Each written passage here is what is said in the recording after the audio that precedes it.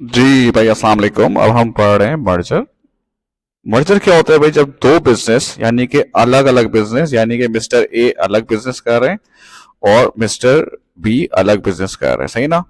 अब इन दोनों ने डिसाइड किया कि बिजनेस को मर्ज कर लेते हैं, एक साथ मिल के बिजनेस करते हैं, इसको हम कहते हैं मर्जर। अब ऐसा क्यों होता है? देखो, ए ने कहता होगा कि यार देखो, इस इलाके में तुम्हारी एक शॉप है और मेरी एक शॉप है, ठीक है ना?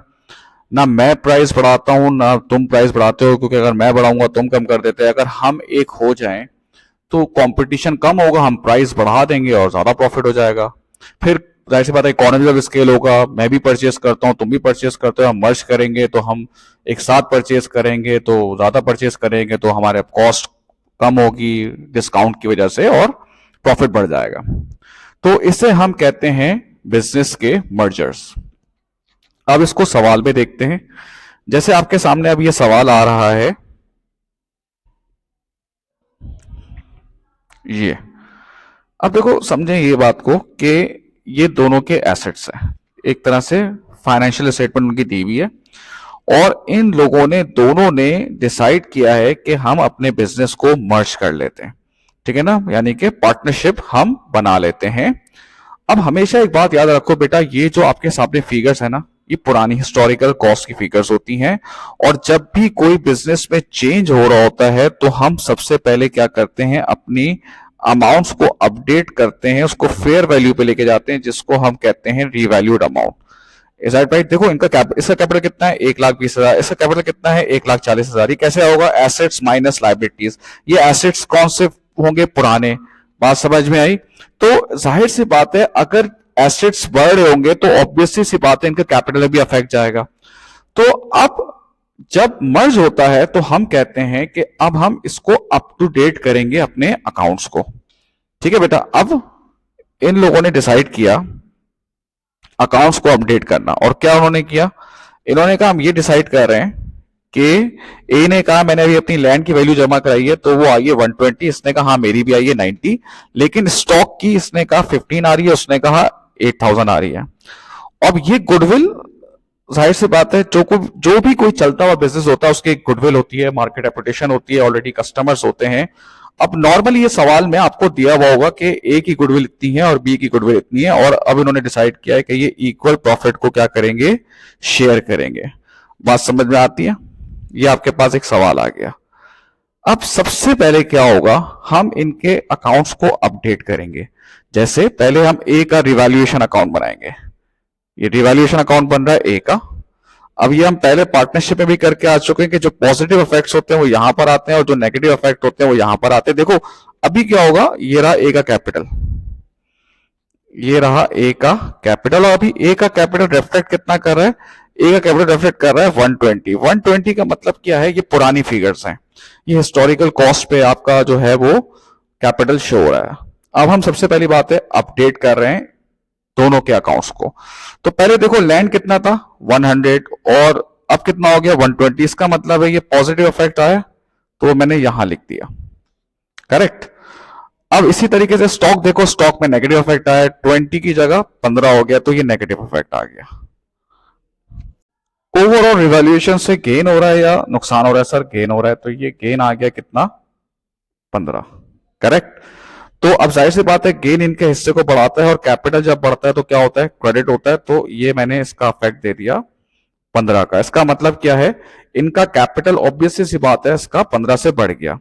फिर गुडविल का इफेक्ट लेकर आएंगे, गुडविल भी इसके हिस्से को बढ़ाएगी, इसके कैपिटल को बढ़ाएगी 30। इसका मतलब क्या हो गया कि जो पार्टनरशिप में जो ट्रांसफर होगी ना अमाउंट, जो ट्रांसफर कैपिटल होगा वो कितना होगा? 120 प्लस 130 मतलब 150, और 165 ट्रांसफर हो रहा है इसका कैपिटल, किसमें? जो नए पार्टनरशिप अकाउंट्स बन रहे हैं। अब ये रहा पार्टनर कैपिटल, ये कैपिटल का अकाउंट बन रहा है ए और बी। तो ए का कैपिटल कितना ट्रांसफर हो रहा है? 165। अब अगर कोई उससे पूछे भाई आपका 165 कैसे ट्रांसफर हो रहा है, आपका तो कैपिटल है 120, तो वो बोलेगा भाई ये 120 पुरानी फिगर थी, जब हमने एसेट्स को रिवैल्यू किया उसमें हमें गेन हुआ 15 का, तो कैपिटल हमारा 15 से बढ़ गया, फिर मैं अपनी गुडविल भी लेकर आ रहा हूं, करेक्ट। तो इस तरह से मेरा अकाउंट कितना हो गया?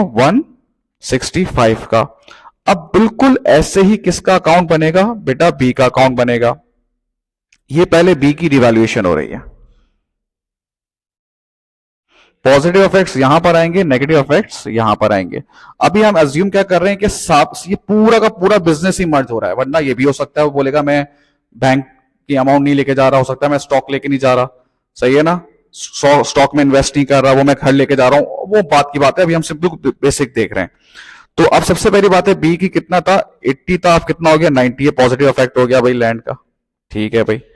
और स्टॉक का नेगेटिव इफेक्ट हो गया, 10 से 8 चला गया तो आपके पास नेगेटिव आ गया 2, लेकिन ओवरऑल आपके पास गेन हो रहा है कितने का, 8 का।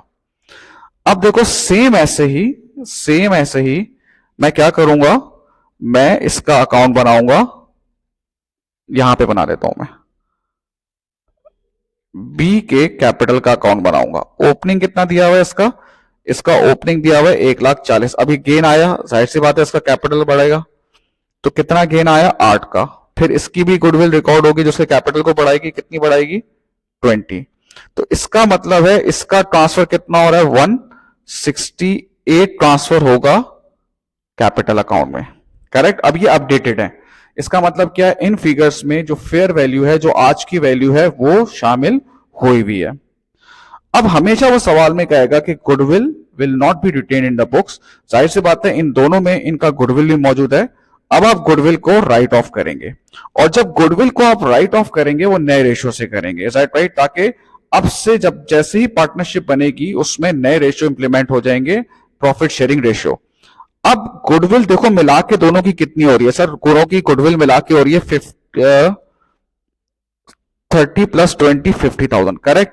अब जब ये गुडविल राइट ऑफ होगी, जैसे बात जब रिकॉर्ड हुई थी तो कैपिटल बढ़ा था, अब जब राइट ऑफ होगी तो कैपिटल कम हो जाएगा, तो ये इक्वल से राइट ऑफ होगी। सर इक्वल से क्यों होगी, क्योंकि इक्वल शेयर ऑफ प्रॉफिट लिखा हुआ है। तो ये अब हम इसका सीडी निकाल लेंगे, जो कि हमारे पास आ रहा है 140 और 143। अब ये आपका अपडेटेड कैपिटल बैलेंस है। अब वो उसके बाद कहेगा, नेक्स्ट कहेगा कि इसकी ये यहां से आ रहा है, बना दो बैलेंस शीट। अब बैलेंस शीट क्या होगा, बहुत ही सिंपल होगा, इसलिए मैं आपको पिक्चर दिखा रहा हूं।